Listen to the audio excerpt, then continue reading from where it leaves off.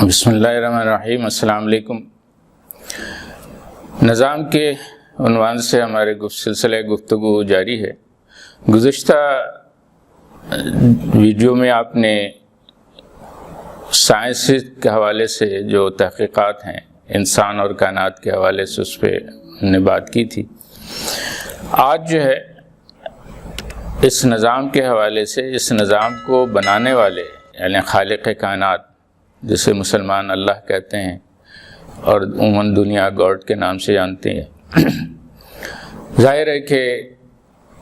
جو خالق ہے اسے پوری طرح علم ہے کہ اس نے کس طرح بنایا ہے، اور ظاہر ہے اس سے بہتر تفصیل کوئی اور نہیں جانتا۔ اور اس خالق کی کائنات کے جو حوالے سے جو آتھنٹک مستند جو آخری بات ہے وہ قرآن مجید کی صورت میں ہے، جس پہ ساری مسلم دنیا اس پہ یقین رکھتی ہے۔ یہ اور بات ہے کہ اس پہ وہ کتنا غور کرتے ہیں اور نہیں کرتے ہیں، حالانکہ اللہ تعالیٰ نے تو اس پہ غور کرنا عقل مندوں کی نشانی بتائی ہے۔ سورہ آل عمران آیت 190 میں یہ بات کی ہے کہ آسمانوں اور زمینوں کی تخلیق میں اور رات اور دن کے اختلاف میں عقل مندوں کے لیے نشانیاں ہیں۔ اب یہ اور بات ہے کہ اب مسلمان، مجھے نہیں پتہ ہے کہ کتنے عقل مند رہے ہیں، اگر عقل مند ہوتے تو یقیناً اس پہ تحقیقات جاری کرتے۔ اور آج تحقیقات وہ جو سائنس میں جو رب سے بندوں کو دور کرنے کے لیے جو مختلف لبرلز جھوٹ کے ہتھ کنڈے استعمال کرتے ہیں، اس سے ہمیں نجات مل جاتی۔ بہرحال آتے ہیں موضوع کی طرف۔ تو جیسا کہا گیا کہ خالق کائنات کو خود چونکہ وہ بنانے والا ہے تو اس سے زیادہ تفصیل اور کوئی نہیں جانتا۔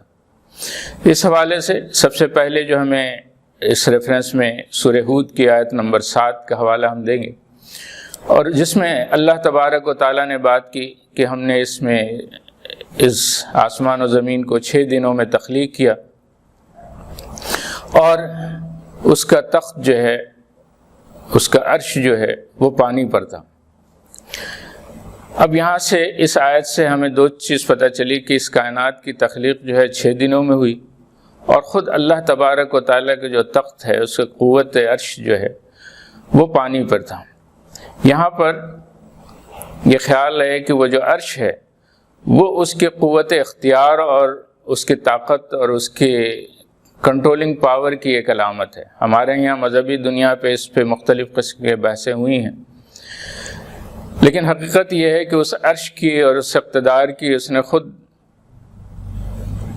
تشریح کر دی ہے، جو ہم آیت الکرسی میں اکثر پڑھا کرتے ہیں کہ وسیع کرسی السماوات والارض ولا یعودہ حفظہما وهو العلی العظیم۔ تو اس کی کرسی جو ہے تمام زمین و آسمان کا احاطہ کیے ہوئے، اور اس کے جو 6 دن ہیں اس پہ ہم ابھی بات کریں گے، لیکن پہلے بات کرتے ہیں کہ یہ جو پانی ہے یہ وہ پہلی تخلیق ہے، یا اس کو یوں کہیں کہ عرش کے بعد یہ دوسری تخلیق ہے جو اللہ تبارک و تعالیٰ نے اپنی قوت سے اور اپنے اختیار سے پانی کو وجود بخشا۔ اب اس پانی کی ہیئت اور ترکیب کیا تھی اس کی تفصیل تو نہیں، لیکن پھر اسی پانی سے پھر مزید تخلیقات کا سلسلہ چلا۔ اس حوالے سے اللہ تعالیٰ کے رسول ختم الرسول محمد رسول اللہ صلی اللہ علیہ وسلم نے ہمیں یہ تفصیل بتائی کہ اللہ تبارک و تعالیٰ نے ان تخلیقات سے تقریباً 50,000 سال پہلے تمام کائنات کی تخلیقات کا پورا مینول، پورا جو ہے وہ اس کی ہیئت اور اس کی ترکیب اور اس کی ساری تقدیر اور اس کی ساری تفاصیل اس کو لکھ دیا گیا، اور اس قلم اور اس کتاب جس میں وہ چیز لکھی گئی اسے لوح محفوظ کہا گیا، اور اسی لوح محفوظ کی اسکیم کے مطابق جو ہے دنیا کی تخلیق کا سلسلہ آگے چلا۔ اس حوالے سے آگے جو ہے وہ بیان کیا گیا کہ اس پانی سے اللہ تبارک تعالیٰ نے دھواں، جسے دخان کہا جاتا ہے یا بھاپ آپ جسے کہہ سکتے ہیں، اس پانی سے وہ بھاپ تخلیق کیا گیا۔ آپ جانتے ہیں، آپ کے سامنے یہ بات ہے کہ پانی کو جب ہیٹ دی جاتی ہے، اس کو حرارت دی جاتی ہے، تو وہ بھاپ میں تبدیل ہو جاتا ہے۔ تو اس بھاپ کی جب وہ وجود میں آیا تو اسی سے ماسٹر آسمان تخلیق کیے گئے۔ کائنات کا وہ جو مرکزی چھت ہے جس کو قرآن نے السما کہا ہے، سورہ انبیاء میں بھی اس کو سقف محفوظہ کہا گیا، یعنی محفوظ چھت، اور سورہ زاریات میں اسے مزید والسماء ذات الحبک، یعنی یہ جو والسما ہے یہ ذات الحبک ہے۔ حبک کہتے ہیں جالی دار کو، یعنی اگر کوئی طاقتور کیمرے سے دیکھا جائے تو یہ ایک جالی نما چیز نظر آئے گی۔ یہ اصل میں یہ حرارت یا انرجیز کا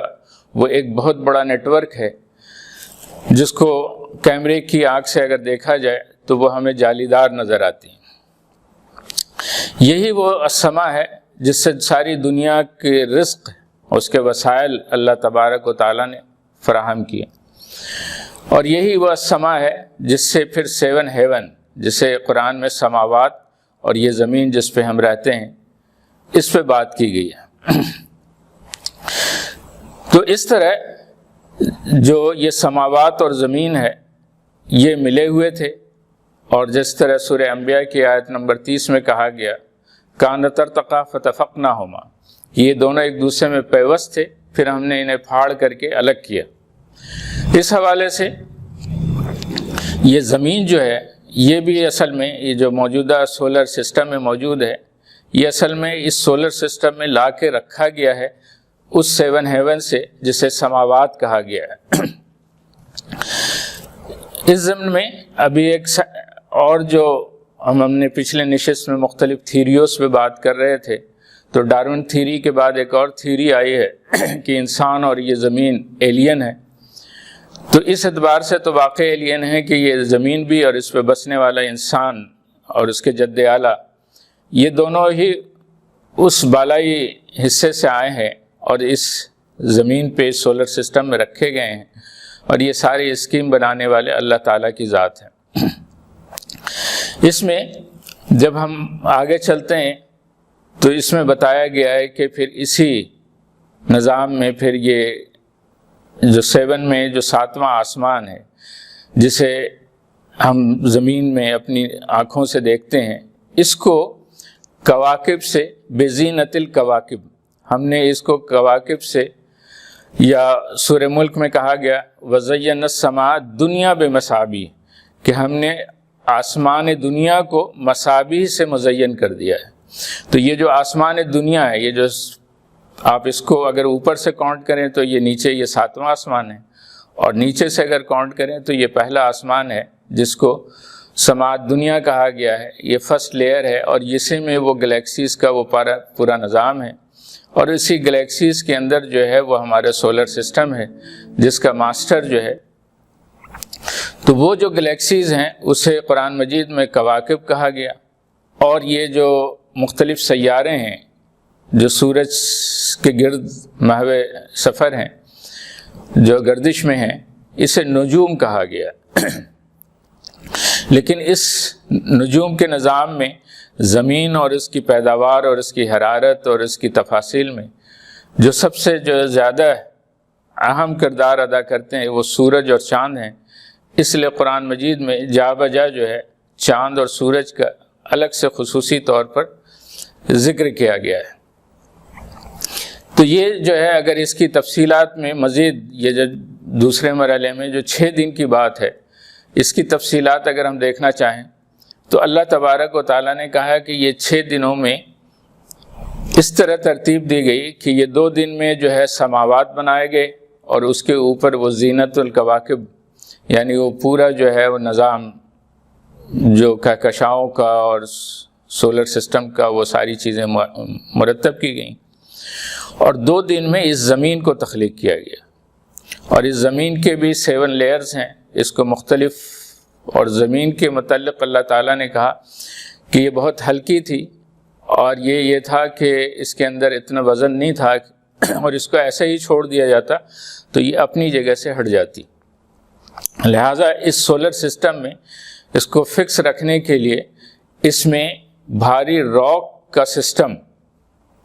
جس کو قرآن مجید میں رواسیہ کہا گیا، اس کو رکھا گیا، اور اس کے ساتھ جو ہے اس کے اندر جو ہے لوہے اتارے گئے۔ وَأَنزَلْنَا لَهُ الْحَدِيدَ،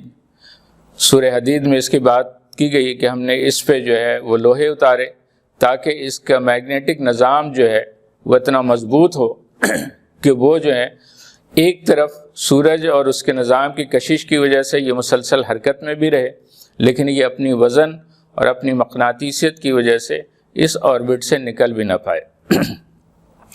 اسی طرح جو ہے اس میں پھر دیگر آکسیجن، اور چونکہ اس سارے پروسیس میں زمین انتہائی شدید گرم تھی تو اس کو ٹھنڈا رکھنے کے لیے بھی اور آگے مخلوقات کی زندگی اور اس کی فروغ کے لیے بھی پانی کی ضرورت تھی، تو ایک بڑی تعداد میں اس میں جو ہے وہ پانی اتارا گیا، اور اس پانی کی مقدار جو ہے خواہ کتنوں ہی سرکولیٹ ہو جائے وہ اپنی جگہ وہ مقدار برقرار ہے، چاہے اس پہ زمین پہ آدمی چند سو یا چند ہزار تھا کبھی زمانے میں، اور اب اربوں انسان اس زمین پہ موجود ہے، لیکن حقیقت یہ ہے کہ پانی کی کمی موجود، جو پانی کی مقدار ہے وہ اپنی جگہ موجود ہے، اس میں کوئی کمی واقع نہیں ہوئی ہے۔ یہ تو ایک مختصر سا